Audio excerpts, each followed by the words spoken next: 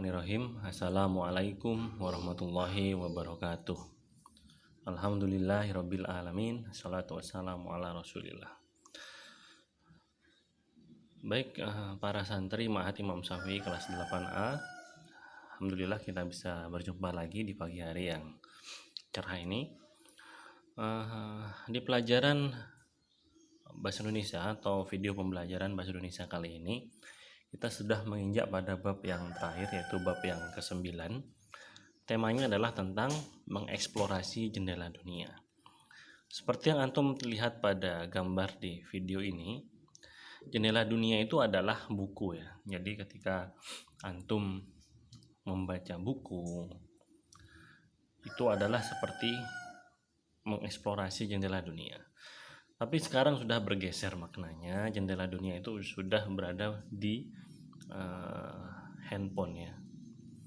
Handphone yang antum pegang sekarang ini itu menjadi jendela dunia, karena buku sudah ada yang berupa e-book atau PDF. Dan juga video pembelajaran ini yang merupakan jendela dunia. Jadi buku itu bisa berupa suara sekarang, PDF atau e-book, dan bisa juga berupa video atau tulisan-tulisan artikel yang lain.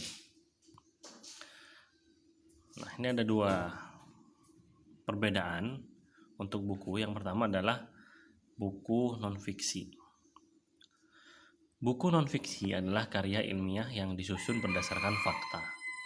Informasi yang disajikan sesuai dengan kenyataan yang sebenarnya terjadi di kehidupan nyata. Dengan demikian, informasi tersebut secara keilmuan dapat dipertanggungjawabkan.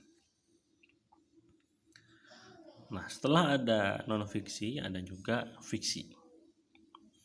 Buku fiksi adalah hasil imajinasi yang dituliskan dalam sebuah karangan sesuai dengan sifatnya, yang merupakan karya rekaan. Rekaan itu khayalan ya, mereka-reka. Nah, setelah antum tahu perbedaan buku non-fiksi dan buku fiksi, sekarang antum harus tahu juga bagaimana teknik membaca buku agar proses antum dalam melihat jendela dunia itu lebih efisien dan efektif pastinya. Yang pertama adalah survei. Yang kedua question. Yang ketiga read. Yang keempat recite and recall. Dan yang kelima adalah review. Nah, seperti yang antum ketahui, survei itu adalah melihat isi bukunya secara singkat ya. Terus pengarangnya siapa, pendahuluannya seperti apa, pembukanya seperti apa. Setelah itu antum setelah melihat buku yang akan antum baca, apakah cocok atau tidak, atau mencari buku lain yang lebih antum sukai atau antum ingin tahu. Nah, setelah itu antum harus memunculkan pertanyaan. Jadi harus ada pertanyaan sehingga antum mencari jawabannya itu di buku tersebut. Setelah timbul pertanyaan sehingga antum penasaran dan ingin mencari jawaban yang ada di buku tersebut, antum mulai membaca dengan sesama. Setelah itu bisa diulang kembali. Baru setelah itu direview apakah pertanyaan yang ada di benak, ada dalam pikiran antum terjawab setelah membaca buku tersebut. Nah, yang slide ketiga, setiap tulisan atau teks itu selalu memiliki struktur. Yang pertama, kita juga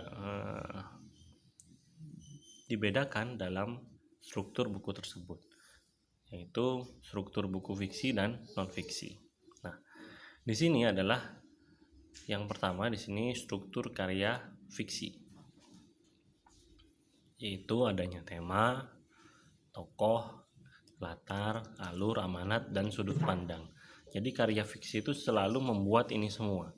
Beda dengan non-fiksi ya. Kalau non-fiksi itu mungkin hanya pembuka, isi, dan penutup. Jadi tidak perlu membuat tokoh karena sudah ada sesuai fakta.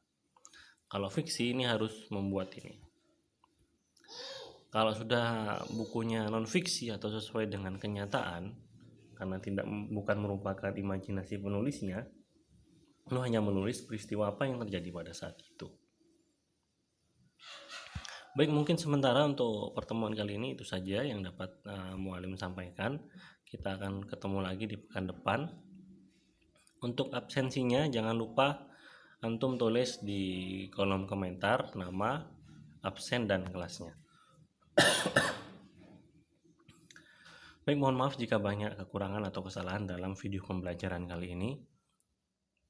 Kita akhiri pertemuan kali ini dengan doa kafaratul majelis. Subhanakallahumma wa bihamdika asyhadu an la ilaha illa anta astaghfiruka wa atubu ilaik. Baik, Mualim akhiri video ini. Assalamualaikum warahmatullahi wabarakatuh.